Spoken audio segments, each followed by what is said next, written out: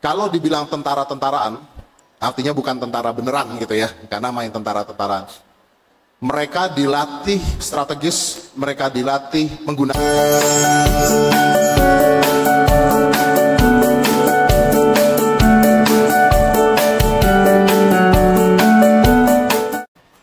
Bagaimana cara kita sebagai mahasiswa untuk meningkatkan kesadaran bela negara? Kalau di pertanyaan sebelumnya tadi kan masih secara luas Om Deddy. Jadi kalau pertanyaan saya di lingkup pendidikan atau di universitas, bagaimana cara kita untuk meningkatkan upaya bela negara di tengah gempuran saat ini kita masih banyak sekali pembodohan-pembodohan di masyarakat. Dan yang pertanyaan kedua, bagaimana cara Om Deddy atau dari Kementerian Pertahanan untuk menghilangkan stereotip Komcat yang sampai saat ini banyak sekali masyarakat yang menilai Komcat itu adalah tentara-tentaraan Indonesia. Jadi masih banyak sekali masyarakat yang bilang udah gede main tentara-tentaraan dan sebagainya. Terima kasih. Wassalamualaikum warahmatullahi wabarakatuh. Waalaikumsalam warahmatullahi wabarakatuh. Saya nggak apa-apa Mas, berdiri aja di sana biar kita bisa tanya jawab. Mikrofonnya kasih aja. Mikrofonnya dikasih aja mikrofon.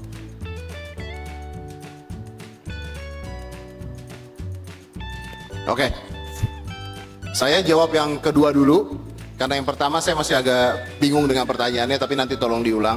Tapi saya jawab yang kedua dulu. Jadi pertanyaannya adalah Komcat itu adalah main tentara-tentaraan ya. Oke, coba ikut deh. Coba ikut Komcat deh. Kalau Anda ikut Komcat, coba Anda lihat itu main tentara-tentaraan atau Anda hancur-hancuran di sana untuk belajar bela negara. Karena biasanya banyak orang nggak ngerti, tapi berita yang keluar adalah potongan-potongan berita atau headline-headline. Ini sama kayak kemarin Gubernur Jakarta, salah satu calonnya Ridwan Kamil. Ridwan Kamil bilang di headline akan bikin mobil curhat. Beritanya mobil jalan sambil orang kalau lagi bete curhat di mobil jalan tersebut. Sebenarnya enggak. Sebenarnya mobil curhat itu seperti kayak halodoc. Berhenti di jalan. Kalau misalnya ada orang yang dirundung di sekolah, di apa, mereka bisa datang dan isinya psikolog dan psikiater. Sebenarnya seperti itu. Nah, balik ke Komcat. Kenapa saya tadi bilang Ridwan Kamil? Karena saya kemarin baru wawancara beliau, saya nanya ini maksudnya apa? Gitu. Akhirnya diterangkan. Saya juga tugasnya menerangkan.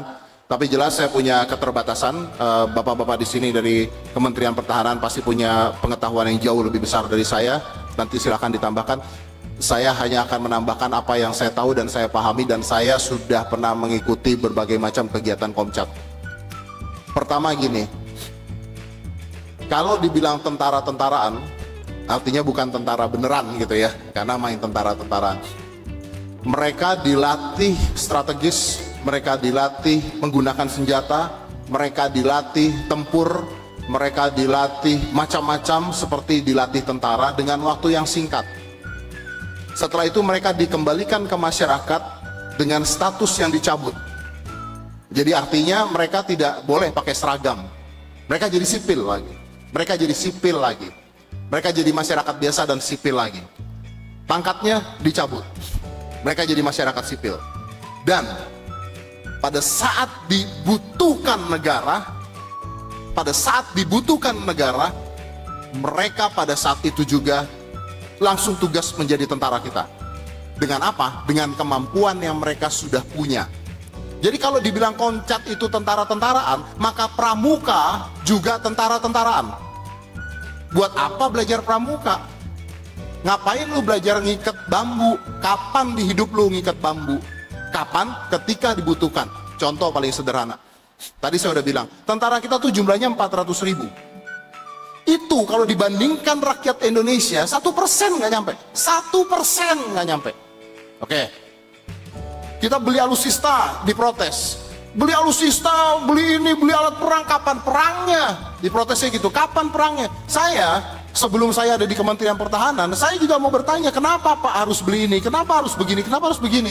Dan saya juga nggak ngerti ketika sebelum diterangkan. Jadi ini pertanyaan bagus, karena sekarang saya bisa menerangkan atas bantuan bapak-bapak yang luar biasa di sini. Kita beli alutsista, ditanyakan masyarakat, emang mau perang?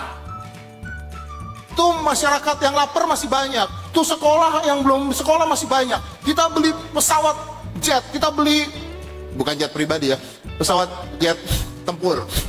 Kita beli pesawat seperti itu, emang mau perang? Itu pertanyaan yang selalu ditanya. Dan saya selalu yang ditanyain gua lagi. Gitu ya. Pertanyaannya gini, ada nggak sih negara yang mau perang? Tidak. Tidak. Tahu nggak Presiden Ukraina tiba-tiba perang? Tidak. Tidak.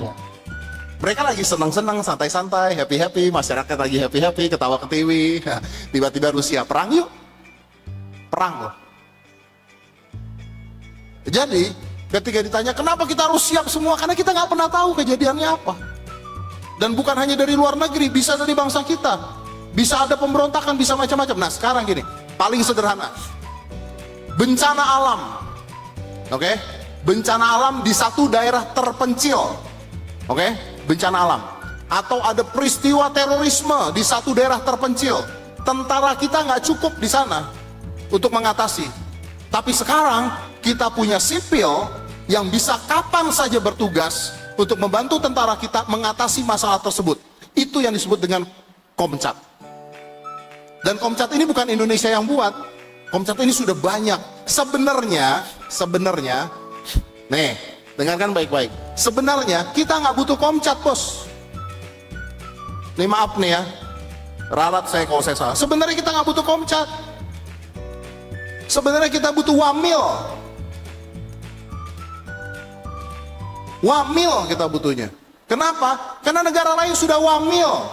Jadi kalau perang, semua rakyat di situ tahu gimana cara menyelamatkan diri, menyelamatkan bangsa, negara tahu. Kita butuh Komcat karena kita belum bisa melaksanakan Wamil. Karena kalau kita melaksanakan Wamil, stres semua orang. Diprotes lagi, biayanya tinggi, ininya tinggi, orang nggak siap dan sebagainya. Maka oleh Kementerian Pertahanan, oke, kita adakan Komcat. Sebenarnya harusnya Wamil. Korea Selatan sudah Wamil. Itu orang-orang K-pop, BTS itu yang nari-nari joget-joget itu Wamil. Wamil itu. NCT itu yang joget-joget cowok itu Wamil. Kalau perang mereka tahu cara megang senjata. Kalau perang, lu tahu nggak megang senjata kayak apa?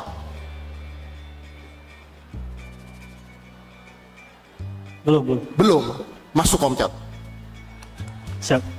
Biar tahu cara megang senjata. Masuk Komcat. Ya, terima kasih deh dari hubungan internasional. Pertanyaan yang pertama saya lupa. Pertanyaan pertama itu bagaimana cara kita sebagai mahasiswa untuk membangun kesadaran bela negara di tengah gempurannya pembodohan masyarakat gitu. Sederhana, karena tadi saya sudah agak berapi-api, jadi sekarang saya sederhana. Paling sederhana adalah jangan disebarkan.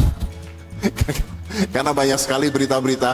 Jadi negara kita tuh negara paling besar menyebarkan berita hoax. Jadi kadang-kadang kita dapat berita langsung disebar, dapat berita langsung disebar. Dan saya ngalamin gua kan punya podcast ya bro, gua punya podcast. Misalnya ada satu berita, ini ada berita nih, berita baru naik nih. Wah, tiba-tiba saya diserang oleh netizen. Angkat dong berita ini, angkat dong. Mereka nggak ngerti, ini kalau saya angkat ternyata hoax. Yang mati siapa? Saya. Begitu saya kena, netizennya bego sih lu. Jadi kalau ada berita atau kalau ada apa, cermati dulu, tunggu dulu, benar apa enggak. Kalau sudah yakin, sudah tahu, sudah benar, ada bukti, silakan disebarkan. Tapi kalau belum, tunggu, tahan, jangan menyebarkan berita tanpa tahu kebenaran dari isi berita tersebut. Karena masyarakat Indonesia mudah diadu domba, sangat mudah diadu domba. Gitu.